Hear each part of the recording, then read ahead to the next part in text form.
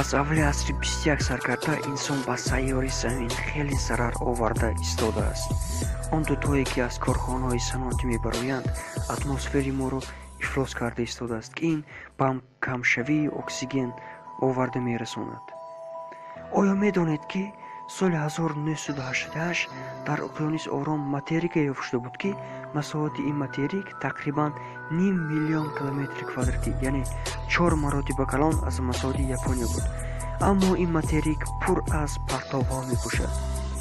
35% ин партовҳоро бо ёрии киштиҳо мепартоянд. ҳамаи ин айби инсонҳо мебошад. оё нест шудани тамоми инсонҳои ҷаҳон ба сайёраи замин фоида меорад? тасаввур кунед, инсон нест. вазни ҳар як инсони дар ҷаҳон зиндагӣ карда истода тақрибан 60 килограмм мебошад. бо нестшавии тамоми инсонҳои ҷаҳон сайёраи мо ба 480 миллиард килограмм сабук хоҳад шуд. ин 100 то пирамиди Хеопс ва 48 то манори Эйфел мебошад. якчанд сол пеш нақшаи илмӣ тартиб дода шуда буд ки дар бораи нест шудани тамоми инсонҳои ҷаҳон ва ҳолати сайёраи замин баъд аз он маълумот дода шуда буд. ояндаи сайёраи замин баъд аз нестшавии инсон, ҳаёт баъд аз инсон чӣ хоҳад шуд? акнун бошад онро дар якҷоягӣ дида мебароем. агар ҳамаи инсонҳои рӯи замин нест шаванд, чӣ рӯй медиҳад? дӯстон азиз, ба канали мо нав бошед, обуна шавед ва зангулачаро фишор диҳед, то ки ҳамарӯза видеоҳои аҷоибро дастрас намоед. видеоҳои мо аз ҳар мавзӯъ мебошад. мавзӯъҳои таърих, варзиш ва ғайраҳо. видеоҳои дигари моро тамошо кунед, лайк гузоред ва фикри худро баён кунед. баъди якчанд дақиқаи аз байн рафтани одамон, баъд аз якчанд дақиқаи нестшавии одамон, заминро каме оташ фаро мегирад, чунки теъисҳо ки кори онҳоро инсон идора мекунад, кори худашон худшон давом дода наметавонанд. аммо гидроэлектростансияҳо кори худро барои якчанд муддат давом медиҳанд. баъди 10 рӯз,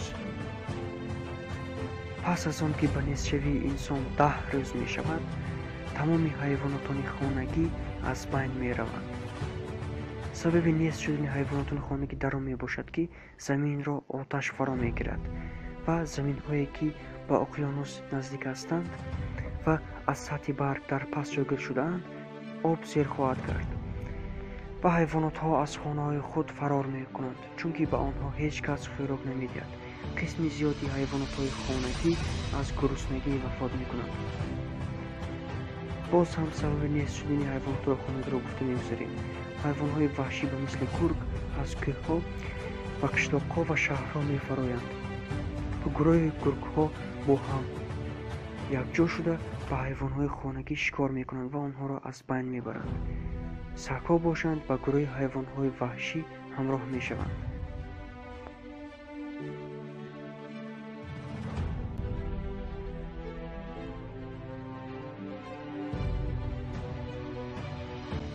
баъди як моҳи нестшавии инсон, баъди як моҳ аз сайёраи замин ҷараёни барқ барои ҳамеша хомӯш хоҳад шуд, чунки гидроэлектростансияҳо кори худашонро худашон идора карда наметавонанд.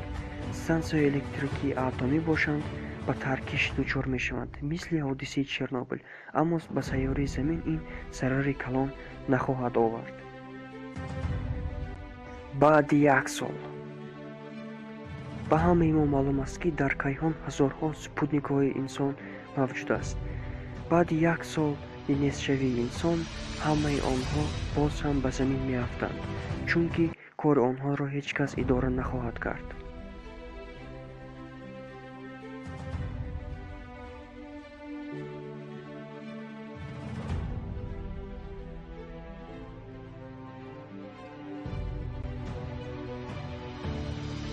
ва ҳамаи батарейкаҳое ки аз нури офтоб энергия мегирифтанд, аз кор мебароянд.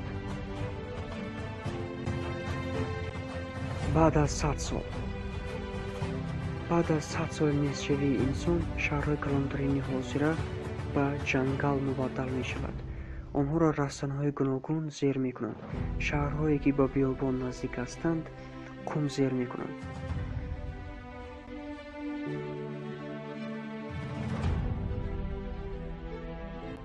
баъди 3000 сол. баъди 3000 соли низшавии инсон тамоми иморатҳои рӯи замин вайрон мешаванд, чунки сохтмонҳо реконструксия карда намешаванд ва дар натиҷа ба ҳодисаи коррозия дучор мешаванд.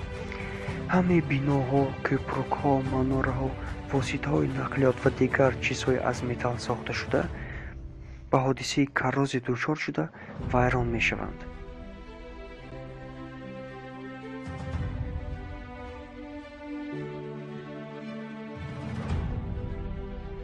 рӯи заминро тамоман растанӣ зер мекунанд ва шаҳрҳои калони ҳозира ба ҷангал мубаддал мешаванд.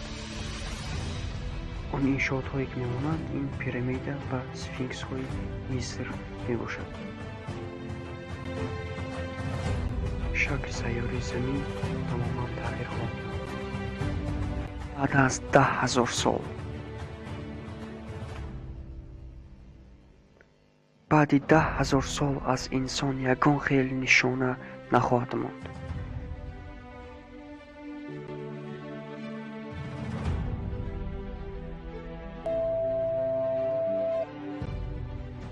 ягона нишонаҳои инсон кӯҳи решмор, пирамидаи хеопс, девори бузурги хитой ва ғайраҳо мебошанд, ки то он вақт аз байн намераванд.